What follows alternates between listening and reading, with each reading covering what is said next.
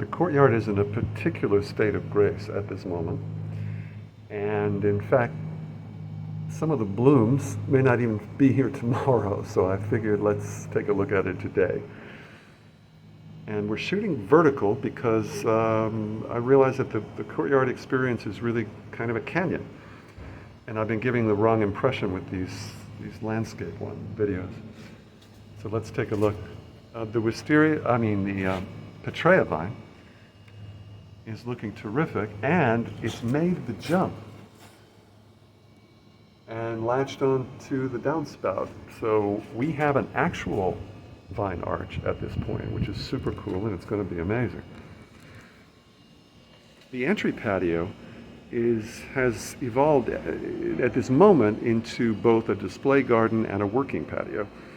We've got some potted plants here that are coming up for the season, like this stand of curcumas that was so glorious last year is starting to poke up through the soil. They don't bloom until summertime, but it's great to see them coming up. That bottle palm that got denuded by both fungus and cold weather is in a nice sunny spot and coming back. And the sweet autumn clematis is cranking like crazy. Take a look at how beautiful those bananas look, huh? And again, more working patio. We've got the hidden ginger lilies coming up. These are the ones that live in the pool patio, and as soon as they come up and are showy enough, I'll put them back there. This is a hibiscus that we had somewhere and cut down, but I'm growing it up again because of its great root and stem structure, and I'm going to add it to the one behind the lionfish to climb up the wall and take over the world. Okay, so here's our, I've got this, shooting in this mode is different. Okay, this is the corner where we've got the lavenders on either side of the bougainvillea to try to protect it from the flying insects, and so far so good, but this is not heavy leaf eater season. We'll see how we do, but they ostensibly the lavenders chase away a lot of the bad insects. Now, and the bougainvillea, by the way, is climbing higher than it's ever climbed. It's super healthy, and here is the jasmine affine, which is in the pot and on its way up. So we're going to have bougainvillea and a beautiful white large flower jasmine growing up there very soon. Swinging around, we've got a new bottle palm. I found it at Lowe's for half the price of the Harold's bottle palm, and it was fungus infected. I cut off the bottom 2 leaves, but we're treating it assiduously, and it's already looking quite healthy, and I expect that we're going to keep that fungus at bay. The vertical mode lets us see the canopy better, which is really the point. The bananas are cranking in the little patio. And in terms of new developments, the beautiful red caladium, which was planted there last year, is coming back really strong. It's looking better than it looked last year. Got a nice bromeliad perched up there on the fountain, peeking up. Over this way, the hibiscus is reaching up over the wall level, which is what I've been wanting. And it's got buds all over it, including up there. So, and now with the heaters, I expect we'll be able to keep this one alive and let it grow and wander everywhere and take over this whole area. We've got a nice little bit of a 2 to 3 week color with an Asiatic lily down there, and that yellow is really popping. It's a great offset. The Japanese maple is looking beautiful. We're still battling the fungus, and it came out originally early spring with fungal infected leaves, but the systemic fungicide is working great, and it's looking great. Same thing with the Rangoon creeper, which I cut back to grow, so it blooms on the new growth. Still got signs of fungus, but we're getting it under control. The sago palm is putting out new leaves. The hidden ginger lilies are coming up in here. And here, we've got the clerodendron, which I cut back so that it'll grow up and bloom on the new growth, and the new Clematis Liberty vine, which is just leaping up out of the pot, and it's almost to the point to train it around that trunk. So I'm really into this two vines in the same place idea. I think it's going to be great, so we'll see how that goes. Coming into the main courtyard. Some things we're going to come back to because the view is better from the other way. So let's see what we've got here. First of all, the shell gingers. Oh my God. There are 11 blooms at one time on this thing. I have never seen it looking so spectacular. It's just an amazement. And the kettle fountain area, and there is our gorgeous new monstera. I tell you, it just feels so good to have that thing back there. It's such a wonderful, it just needs it.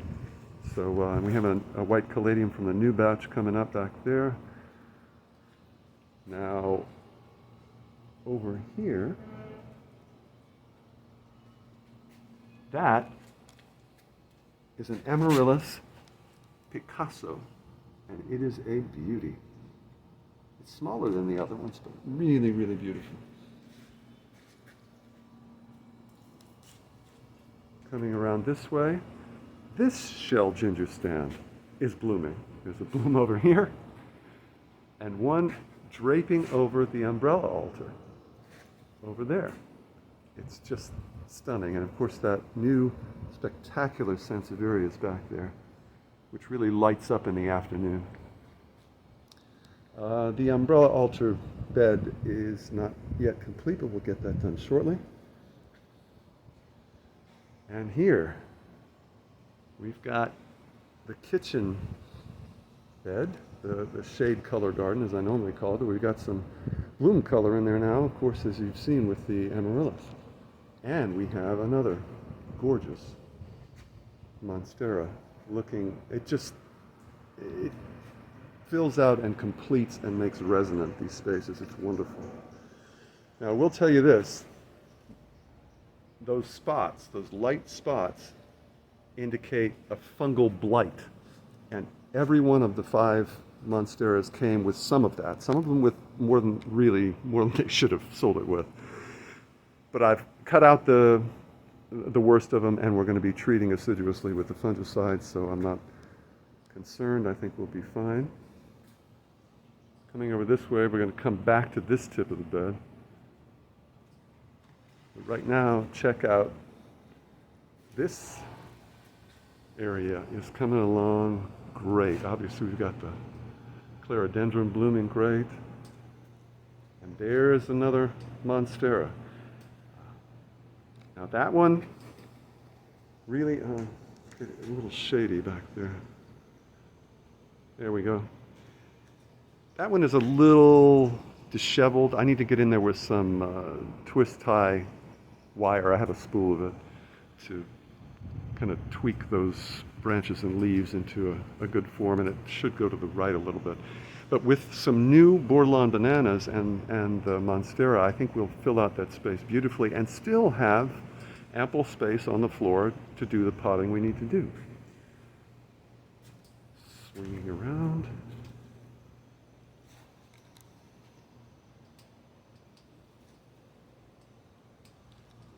Okay, let's see if we can get our lighting done. Yeah, the Persian shields are looking stunning over there. And if you notice to the left, there's a red caladium that was planted last year. It's in a pot behind the ledge, and it's now irrigated, and it's coming back strong and beautiful. There's a hibiscus. That hibiscus that's climbing up is getting ready to bloom again. And check out this panorama. Wow, what a beautiful thing. We've got some oriental lilies over there, just some temporary bloom color that are looking beautiful. They're on their last blooms, and we'll get something else or not. Wonderful yellow hibiscus. Now I want to show you the vine that we have growing up. That is the Carolina jessamine, which is yellow and blooms February, March, April. And it's already just taking off up there. It's really a very smart and successful vine. It's going to do great on there. And what I've ordered, notice that the base of it I've actually expanded, which is the top of the pedestal, to put another vine, again using the two vine technique to extend the time that you have blooms across the 2 seasons of the vine. So the one that I have ordered is a pink jasmine, which is a true jasmine, and that blooms all summer and into the fall. So late spring into the fall. So we should have a continuous show of color from February, March into September, October. And moving around, it's hard to see with this light, but there's let's see if I can get it tuned. There we go. There's a really cool bromeliad in there. And moving on, hibiscus is doing brilliantly. This whole area looks amazing. Bananas, healthy and beautiful. Check out that monstera. Again, these things just are so wonderful and make it feel so good. And there's a little 2 to 3 week bloom color. That's one of those Asiatic lilies that's so wonderful.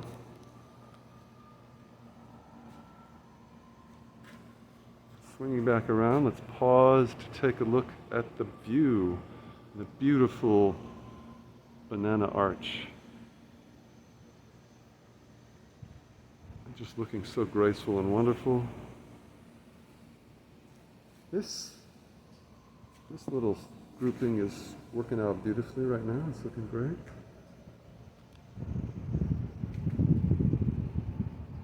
And wonderful. This is our Amaryllis Rilona with a couple of new icicle caladiums from the new batch that are coming up before the others. That's our Amaryllis Lemon Star, just in full glory. That's another Amaryllis Picasso. I love the way it looks tucked in there. And moving back around, a little variegated color of Hostra, I think that is. Check this out. Sorry, my stabilizer isn't stable. This is a canna, and you know, a lot of cannas can look kind of disheveled and junky, but this is really so beautiful. The coloration of the leaves are dark and with this gradation and beautiful striations. And there is a stalk of flowers coming up, but I love the way the leaves look against the green shutter, and the oil jar looks stunning there. Sweeping around, this is our Amaryllis Naranja, which of course simply means orange in Spanish. Again, in its full glory, looking amazing. Amaryllis Exotic Star, which you've seen still photos of, looking very elegant. And back there is where our 5th Monstera is just, again, completing and making resonant the scene. This sweep is quite amazing, really. I mean, you've got moon pads, you got this great, amazing fern, bromeliad, of course, but you have aspidistra, a gorgeous elephant ear, and now a monstera to complete it. And some nice Sansevieria display to set it off. So I just wanted you to see, while we are in this state of grace, how things are looking.